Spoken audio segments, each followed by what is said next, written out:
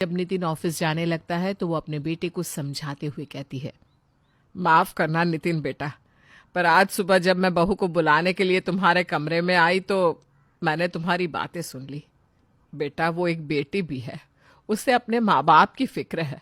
अगर तुम दोनों वहां नहीं जा सकते तो सुहानी के माता पिता को यहीं ले आओ।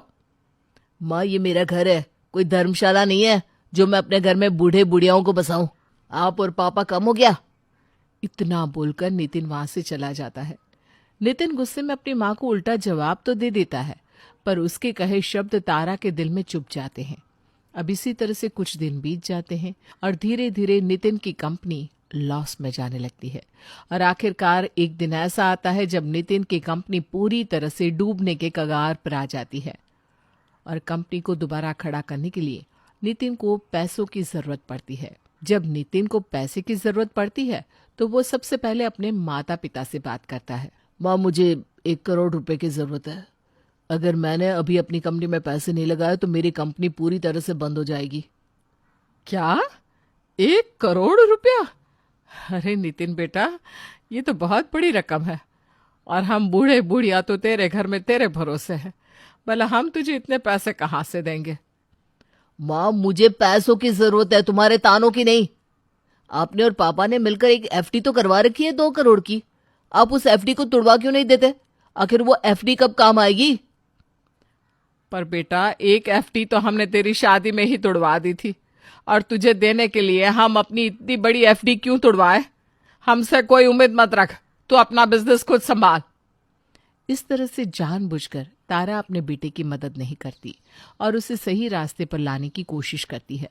अब नितिन के पास अपने सास ससुर के अलावा कोई रास्ता नहीं बचा था। जो नितिन कभी अपने सास ससुर से बात नहीं करता था, आज वो खुद उनके पास जाता है और उनसे पैसों की मदद मांगता है। निर्मला भी अपने दामाद को पैसे देने से मना नहीं करती और उसे 1 करोड़ जैसी बड़ी रकम देती है। माँ, मैं आपका ये एहसान कभी नहीं भूलूंगा। आपने मेरी उस समय मदद करी है जब मेरे सामने सारे रास्ते बंद हो गए और मेरे अपने माँ बाप ने भी मेरा साथ छोड़ दिया। नहीं दामाद जी, ऐसा मत बोलो। आपके माता पिता दुनिया के सबसे अच्छे माता पिता हैं और कोई भी माता पिता अपने बच्चों का साथ नहीं छोड़ता। अगर उन्होंने आपकी मदद नहीं की तो इसमें भी आपकी ही भलाई का सोचा होगा। अपनी सास की बातें सुनकर नितिन समझ जाता है कि उसके माता पिता ने जानबूझकर उसकी मदद नहीं करी ताकि वो अपने सास ससुर से मदद ले सके और जान सके कि जिस सास ससुर की वो कदर नहीं करता, वो सास ससुर तो उसे अपने बेटे से भी बढ़कर मानते हैं। आप सही कह रही हैं माँ। आपकी बातें सुनकर मुझे समझ में आ गया क्यों मेरे माता पिता ने मेरी मदद नहीं की। और माँ सही कहती थी, परिवार एक साथ रहे तभी अच्छा लगता है।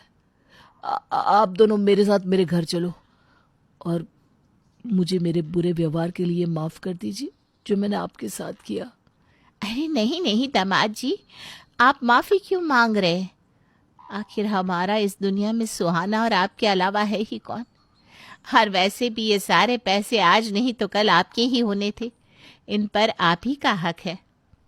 निर्मला बुरे वक्त में नितिन का साथ देती है, जिसके बाद नितिन को अपने सास ससुर की कदर होती है और साथ ही साथ उसे अपने माँ बाप की भी कदर होती है। अब नितिन अपने परिवार के साथ उठता और बैठता है और उन्हें समय भी देता है और उनके खिलाफ कभी भी कड़वे बोल नहीं बोलता। इस तरह से तारा अपने बेटे को सही रास्ते पर लाती है और तारा के घर की एक खुशी जो उनसे दूर थी, नितिन, वो भी उनके पास आ जाती। Please like and subscribe my channel. Thank you.